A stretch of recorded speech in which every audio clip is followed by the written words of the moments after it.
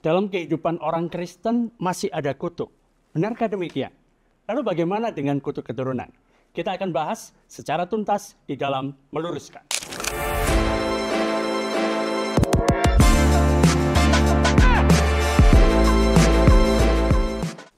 Shalom jemaat Tuhan, kita berjumpa di dalam program Meluruskan, di mana kita membahas isu-isu kontemporer.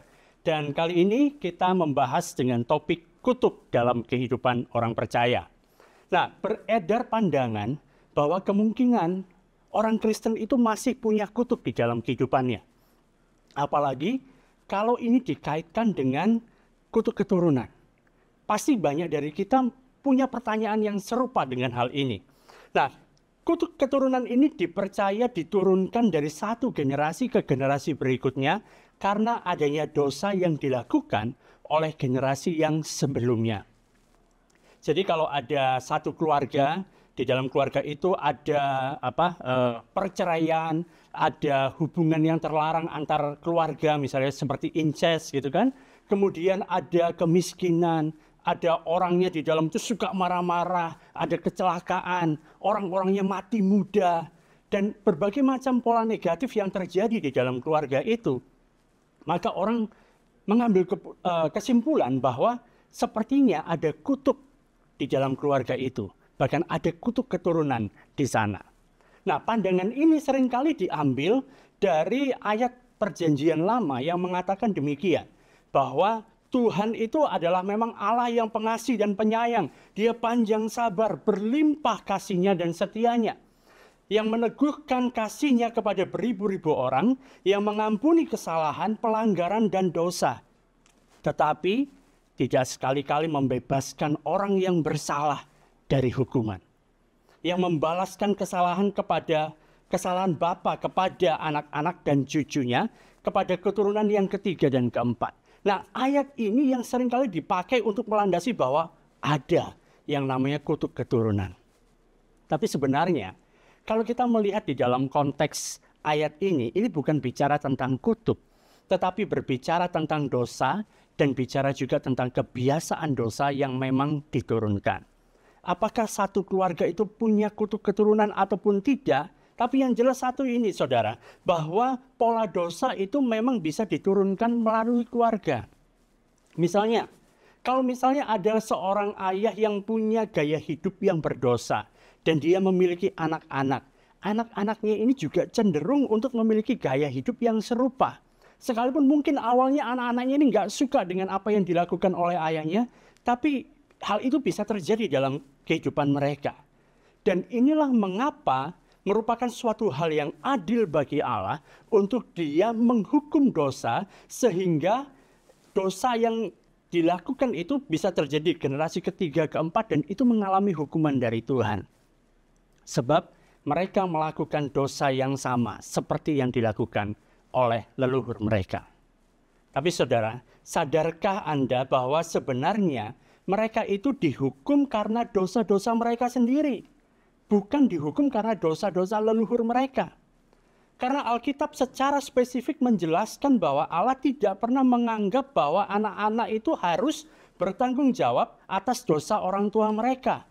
Sebab dikatakan bahwa janganlah ayah dihukum mati karena anaknya, janganlah juga anak dihukum mati karena ayahnya.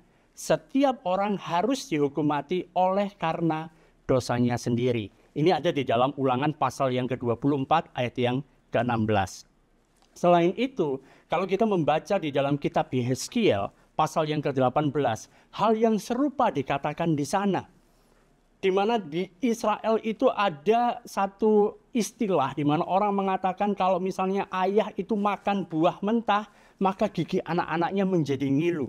Tapi firman Tuhan dengan jelas mengatakan bahwa jangan pernah lagi hal ini diucapkan, karena hal ini tidak benar. Nah, saya menantang teman-teman semuanya, saudara semuanya, untuk bisa membaca di dalam Yehezkiel pasal yang ke-18 pada zaman Perjanjian Lama. Sebenarnya sudah dikatakan bahwa bukan bicara tentang kutuk keturunan. Bukan bicara bahwa kutuk itu diturunkan terus-menerus. Bahwa orang yang berdosa dia harus menanggung dosanya sendiri. Nah, jadi sekali lagi permasalahan dari umat manusia itu sebenarnya adalah dosa. ini merupakan satu permasalahan yang begitu besar. Dan dosa itu masuk ke dalam dunia melalui Adam yang pertama. Nah, kita akan melihat beberapa ayat firman Tuhan mengenai tentang hal ini, yaitu kita lihat di dalam Roma pasal yang kelima. Di ayat yang ke-12 di sana dikatakan bahwa sebab itu sama seperti dosa telah masuk ke dalam dunia oleh satu orang, dan oleh dosa itu juga maut. Demikianlah maut itu telah menjalar kepada semua orang, karena semua orang telah berbuat dosa. Jadi dosa, dia telah masuk ke dalam dunia. Saudara, saat dunia diciptakan, semua itu baik. Bahkan saat setelah dia menyelesaikan semua penciptaan Allah, dia melihat bahwa segala sesuatu yang dia ciptakan itu sungguh amat baik. Tapi baru kemudian terjadi, ada kejahatan yang masuk ke dalam dunia. Ada kejahatan ini yang masuk, yang merupakan suatu infeksi, merupakan satu invasi yang dari luar masuk ke dalam. Dan dengan hal itu dosa masuk ke dalam dunia. Kalau hal ini tidak pernah terjadi, kalau dosa itu tidak pernah masuk ke dalam dunia, saya percaya dan Alkitab mengatakan bahwa kita tidak akan pernah mengalami yang namanya maut. Tidak ada kematian di dalam kehidupan kita. Karena Allah memang menciptakan manusia, Dia ciptakan manusia untuk hidup selama-lamanya bersama dengan Dia. Tapi sudah terjadi bahwa dosa telah masuk ke dalam dunia oleh satu orang. Jadi ada satu orang, namanya adalah Adam. Dan Adam ini artinya adalah manusia, gitu ya. Kata Adam artinya manusia. Nah, kejahatan atau dosa masuk melalui orang itu. Nah, dalam Roma pasal yang kelima ini juga kejahatan itu disebut sebagai satu pelanggaran. Artinya masuk ke dalam satu area atau daerah yang terlarang. Arti berikutnya dari pelanggaran ya jelas melanggar perintah yang memang diketahui pada saat itu. Dia tahu ini adalah hal yang salah. Dia tahu bahwa harusnya ini tidak boleh untuk dilakukan. Tapi dilakukan. Namanya pelanggaran perintah. Tapi juga diartikan sebagai ketidaktaatan. Artinya tidak mau taat kepada orang lain yang memberikan perintah tersebut. Dalam hal ini bicara tentang tidak taat kepada Allah. Dan ini yang selanjutnya disebut sebagai dosa. Dan oleh dosa itu, karena dosa itu masuk, maka ada juga yang namanya maut. Itu artinya merupakan satu saat di mana manusia mulai mengalami kematian. Kematian dialami. Karena manusia melanggar daerah larangan itu, maka muncul ada maut. Kenapa demikian? Karena orang yang tidak sempurna memang tidak bisa hidup untuk selama-lamanya. Orang yang tidak taat tidak bisa hidup bersama-sama dengan Allah untuk selama-lamanya. Sehingga Allah harus memberikan satu batas waktu bagi siapapun yang berdosa. Sebab itu maut datang karena dosa. Dan dosa itu masuk ke dunia melalui satu orang, yaitu Adam. Dan dari satu orang ini, dosa dan maut ini menjalar kepada semua orang. Jadi nggak hanya itu saja. Semua orang yang menjadi keturunannya Adam. Jadi bukan hanya bicara hanya terjadi pada Adam, tapi semua orang, seluruh umat manusia. Dan itulah mengapa yang namanya kematian menjadi fakta di dalam kehidupan kita. Bisa kita katakan bahwa manusia itu dilahirkan untuk mati. Ini merupakan fakta universal. Mengapa demikian? Karena semua orang telah berbuat dosa. Nah, saat kita membaca tentang frase ini, semua orang telah berbuat dosa. Ini merupakan satu frasa yang agak sulit untuk dipahami. Karena ada orang berpendapat bahwa manusia itu kan nggak mungkin mengulangi seperti apa yang sudah dilakukan Adam sebelumnya. Karena perintah yang diberikan Allah kepada Adam pada saat itu adalah jangan makan buah pohon pengetahuan yang baik dan yang jahat. Setelah itu Adam diusir keluar dari Taman Eden. Artinya manusia sekarang, kita, saudara dan saya, kita nggak bisa makan buah pohon pengetahuan yang baik dan jahat. Tapi memang kita bisa, yang dalam hal lain kita sepertinya melakukan teladan yang diberikan oleh Adam, teladan yang buruk. Artinya disuruh untuk tidak boleh, ya kita lakukan. Kita nggak boleh menyentuh sesuatu, kita sentuh hal itu. Dan itu memang bisa dikatakan terjadi dalam kehidupan kita. Tapi bukan karena itu dikatakan bahwa dosa, semua orang telah melakukan dosa. Berikutnya ada juga pendapat yang mengatakan bahwa kita semua mewarisi sifat alami Adam. Karena kita punya sifat alaminya, maka kita menjadi orang berdosa. Ya sekalipun memang benar kita mewarisi sifat alami Adam ya. Tapi yang dimaksudkan dalam ayat ini bukan juga hal itu. Karena memang bisa dikatakan gini, ada satu tragedi kalau kita punya anak, kita juga mewariskan sifat alami dosa kepada anak kita. Raja Daud mengatakan di dalam Mazmur pasal yang ke-51 di ayat yang ke-7 dikatakan, sesungguhnya dalam kesalahan aku diperanakkan, dalam dosa aku dikandung ibuku. Ini merupakan suatu hal yang tragis dalam kehidupan kita. Memang benar hal itu yang terjadi. Tapi frase karena semua orang berbuat dosa, bukan itu artinya. Nah, secara fisik saudara, mungkin kita berpikir ini suatu hal yang susah untuk dipahami, tapi Rasul Paulus menjelaskan berikutnya di dalam pasal yang kelima dari surat Roma, bahwa secara fisik kita memang ada pada Adam, di dalam Adam pada saat itu. Karena dari benihnya, dari benih si Adam ini, muncullah yang namanya umat manusia. Itu secara fisik. Tapi tidak hanya secara fisik, secara spiritual, ini juga hal yang merupakan satu kebenaran. Jadi pada saat itu, pada saat Adam makan buah pohon pengetahuan yang baik dan jahat itu, seluruh umat manusia itu ada di dalam Adam. Mereka semua masih ada di dalam dia. Karena itu saat satu orang itu, yaitu Adam, melakukan dosa, kita semua berdosa. Dan itulah sebabnya dosa menyebar kepada semua orang. Sehingga semua manusia, berapapun usianya, mau tua, muda, anak-anak, semuanya ada di dalam dosa. Jadi sekalipun pada ada masa di mana belum ada hukum Taurat yang menyatakan suatu perbuatan itu merupakan suatu perbuatan dosa, dosa itu sudah ada di dalam dunia. Ayat yang ke-13 dari Roma pasal yang kelima mengatakan, sebab sebelum hukum Taurat ada, telah ada dosa di dalam dunia. Tetapi dosa itu tidak diperhitungkan kalau tidak ada hukum Taurat. Sesungguh pun demikian, maut telah berkuasa dari zaman Adam sampai kepada zaman Musa juga atas mereka yang tidak berbuat dosa, dengan cara yang sama seperti yang telah dibuat oleh Adam yang adalah gambaran Dia yang akan datang. Jadi Adam ini diberikan satu hukum, diberikan satu perintah untuk tidak makan buah pohon pengetahuan yang baik dan jahat. Tapi Adam makan. Dia melanggar, sehingga maut datang kepadanya.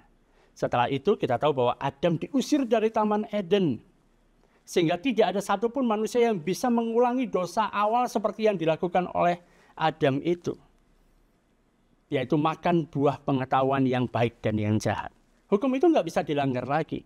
Sedangkan hukum Taurat itu datangnya berabad-abad setelah kejadian itu, yaitu pada zamannya Musa. Karena itu ada jarak dari antara hukum yang diberikan kepada Adam dengan hukum Taurat yang diberikan Allah melalui Musa. Secara teknis pada periode Adam sampai hukum Taurat, nggak ada hukum Allah yang bisa dilanggar.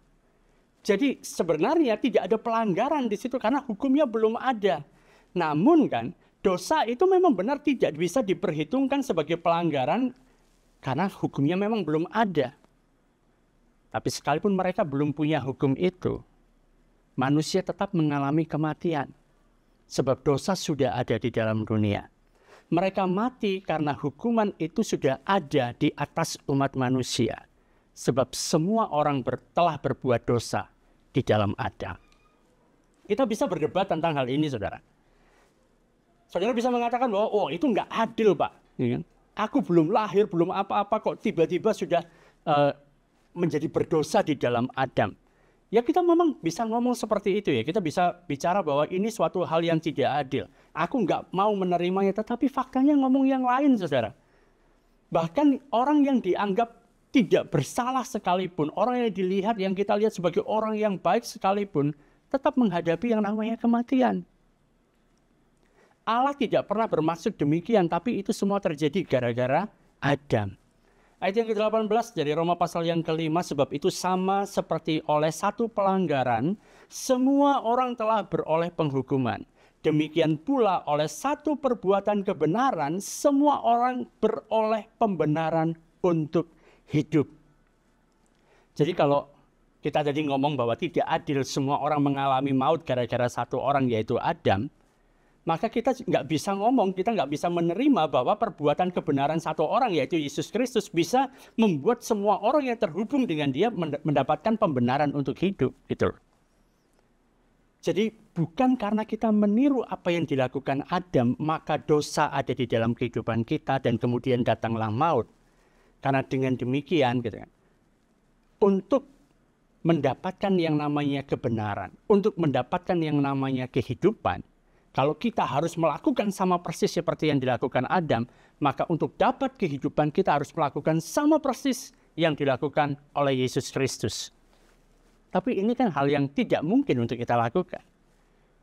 Nah, Alkitab mengatakan dengan sangat jelas bahwa saudara dan saya, kita memiliki kehidupan bukan karena kita meniru apa yang dilakukan oleh Kristus, tapi karena kita ada di dalam Kristus. Saat kita percaya, kita ditempatkan di dalam Kristus.